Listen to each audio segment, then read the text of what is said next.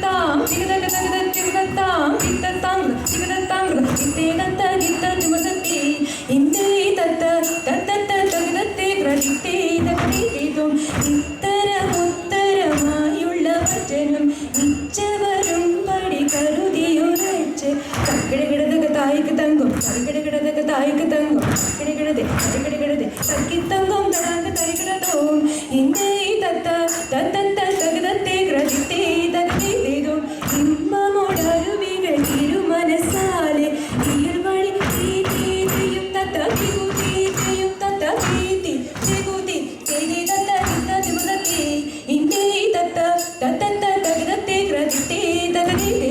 വിശ്വമിടങ്കയിലായവരൊരുവൻ വിധിയുടെ അരജൻ തിരുമുൻപാകെ തക്കിടകിടതകി ആ തകത തിക്കിടകിടതകി ആ തിക്കിത തക്കിടകിടതകി ആ തകതേ ചിക്കിടകിടതകി ആ തിക്കിതേ തക്കിടകിടതേ തിക്കിടകിടതേ തക്കിത്താമൃത തക്കിടകിടതകി വിശ്വമിടങ്കയിലായവരൊരുവൻ വിധിയുടെ അരജൻ തിരുമുൻപാകെ വിധി പോലേവും തകഴ്ത്തെ തരിത്തതിമതത്തി